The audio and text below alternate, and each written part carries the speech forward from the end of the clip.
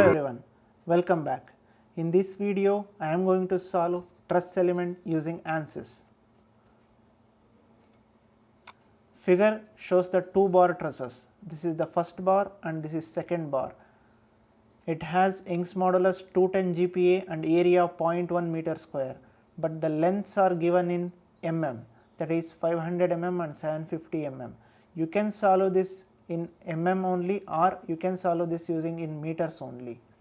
If you want to solve this in mm, take Young's modulus 2.1 exponential 5 Newton per mm square and area 1 exponential 5 mm square.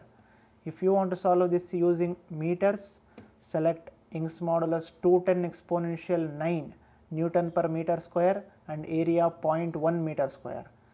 And load is acting in negative y direction and the magnitude of load is 5 kilonewton. Now let us learn how to solve this using ANSYS. Click on mechanical APDL icon, you will get this window opened. Click on preferences, select structural, H method, click OK, go to preprocessor, select element type, click add edit delete, click on add, select a link 3D finite STN, click OK, close this. Go to real constants, select add, click OK.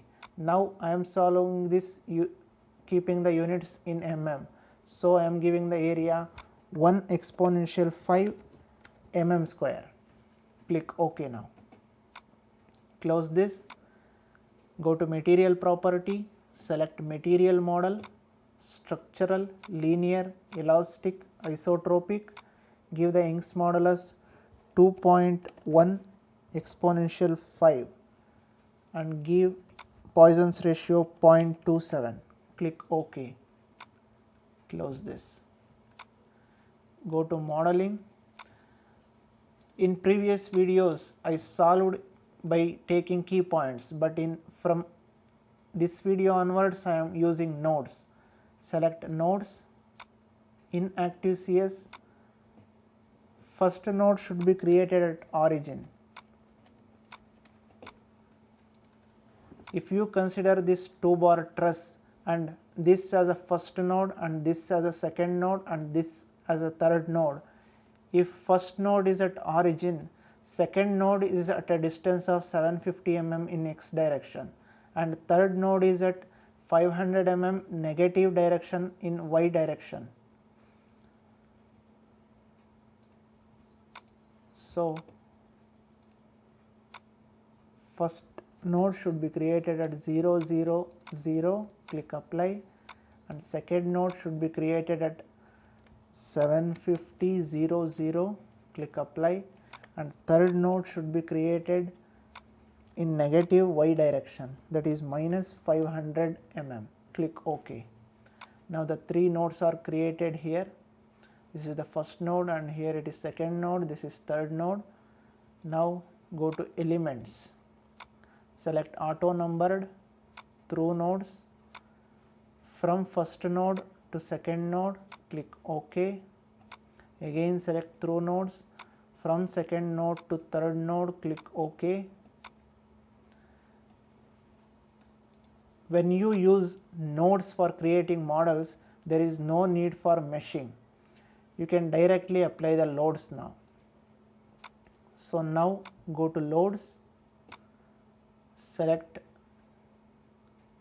define loads, select apply, structural, displacement.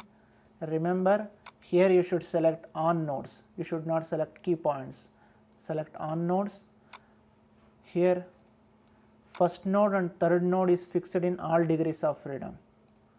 So select first node and third node, click OK and select all DOF and click OK now.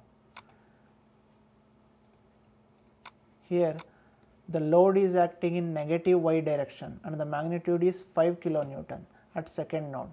So select force here, on node, on second node force is acting in y direction, so select Fy here and give the force 5000 and that is acting in negative y direction, so give minus 5000. click OK. Now the load is applied. Solve this. Go to solution, solve, current ls, click OK. Now the solution is done. Close this.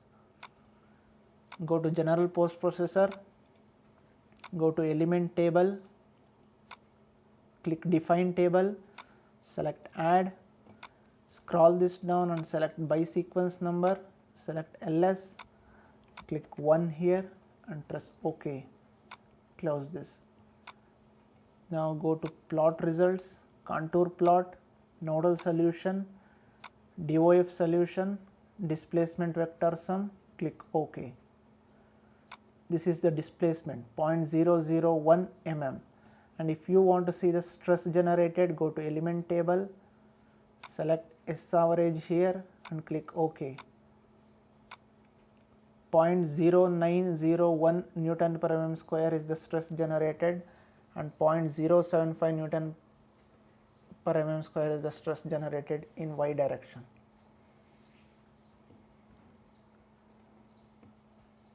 Now if you want to see the reaction forces, select list result here, go to reaction solution, select all items here and click OK.